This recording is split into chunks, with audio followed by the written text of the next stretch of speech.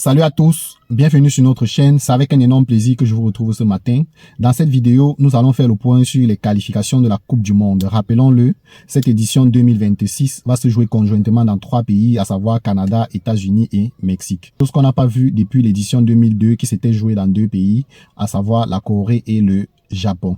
Et ce n'est pas la seule nouveauté qu'on aura dans cette Coupe du Monde 2026, puisque au lieu de 32 équipes qu'on a habituellement, cette fois-ci, on aura une Coupe du Monde grand format avec 48 équipes.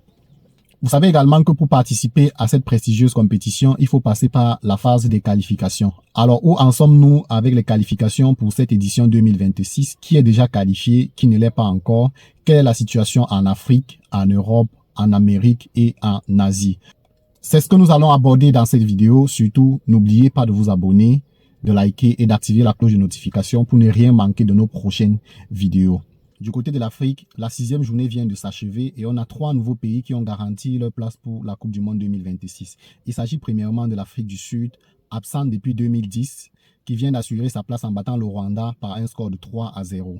C'était également l'euphorie chez les Ivoiriens après la victoire de la Côte d'Ivoire 3-0 contre le Kenya, ce qui les a parachutés à la première place du groupe F. On peut comprendre la joie des Ivoiriens parce qu'ils ont été absents pendant longtemps de la Coupe du Monde.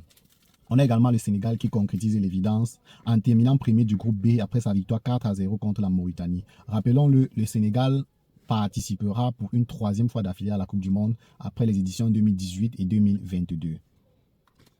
Ces 3 nouvelles nations viennent s'ajouter aux 6 autres déjà qualifiées, portant à 9 le nombre de nations africaines déjà qualifiées pour la Coupe du Monde 2026. 9 qui peut évoluer à 10, mais alors il va falloir passer par une sorte de barrage assez complexe. Rappelons-le, les 4 meilleurs deuxièmes de la zone Afrique sont qualifiés pour une sorte de barrage et les combinaisons sont déjà connues.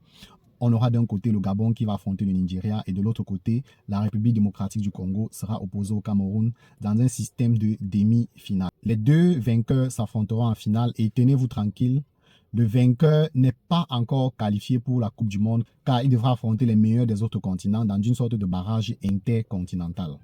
Du côté de l'Europe, les choses ne sont pas encore très claires, du moins pas pour le moment, parce qu'on n'a qu'un seul pays déjà qualifié et il s'agit de l'Angleterre. L'Angleterre, avec son nouveau coach Thomas Tuchel, qui fait vraiment des prouesses de ce côté-là, il vient d'enchaîner 6 matchs, 6 victoires, 0 but encaissé. L'ancien entraîneur du PSG et du Bayern de Munich, qui, rappelons-le également, ça ne s'est pas bien passé du côté du Bayern, semble retrouver son prime avec l'équipe nationale d'Angleterre. Thomas Tuchel a déclaré en conférence d'après-match qu'il était déjà très excité, très enthousiaste à l'idée de participer à sa première Coupe du Monde. On peut comprendre l'acharnement de l'équipe nationale d'Angleterre qui n'a pas soulevé la Coupe du Monde depuis 60 ans déjà.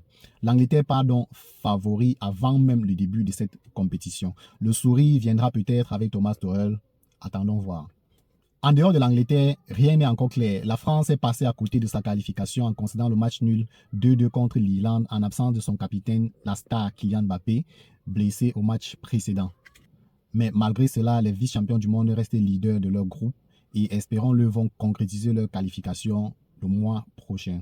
Même scénario pour le Portugal, d'abord mené au score contre la Hongrie, a réussi à relever la pente grâce à un doublé de Cristiano Ronaldo, toujours aussi impressionnant, je dirais même inépuisable à 40 ans. Mais malheureusement, la Hongrie a su rattraper le score dans les dernières minutes, résultat 2-2 et le Portugal devra attendre encore le mois prochain pour être fixé. Mais garde néanmoins la première place du groupe F.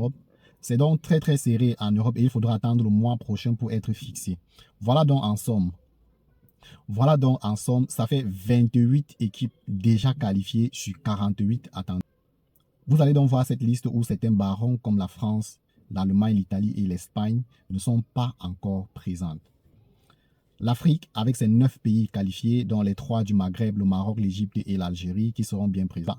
On a une nouveauté, le Cap-Vert qui sera à la Coupe du Monde pour la première fois de son histoire. Le Cap-Vert qui est la révélation de cette Coupe du Monde puisqu'il participe à leur première Coupe du Monde. Les 3 pays hôtes, bien sûr, le Canada, les États-Unis et le Mexique. On a ensuite l'Argentine, le tenant du titre, le Brésil, conduit par l'ancien sélectionneur du Real Madrid, Carlo Ancelotti. Du côté de l'Asie, on a l'Arabie Saoudite, tenue par Hervé Renard, qui sera bien présente une nouvelle fois. On a le Qatar qui a validé son... On aura vraiment beaucoup de surprises cette Coupe du Monde premier grand format avec les nouveaux comme l'Ouzbékistan du côté de l'Asie et le Cap-Vert du côté de l'Afrique. Voilà, c'était tout pour cette vidéo. Rendez-vous le mois prochain pour la liste complète des 48 équipes qui participeront à la Coupe du Monde 2026. Ciao.